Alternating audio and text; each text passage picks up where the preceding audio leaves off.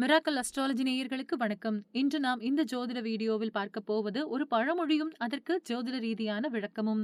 அதாவது முருங்கை மரம் வைத்தவன் வெறுங்கையோடு போவான் என்பதுதான் அந்த பழமொழி. அதற்கு இப்பொழுது என்ன அர்த்தம் என்று இப்பொழுது பார்க்கலாம்.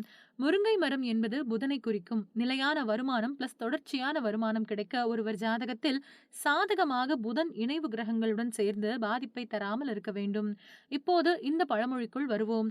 முருங்கை மரம் வைத்தவன் வெறுங்கையோடு போவான் என்றால் முருங்கை மரம் வைக்கக்கூடாது என்று அர்த்தமில்லை.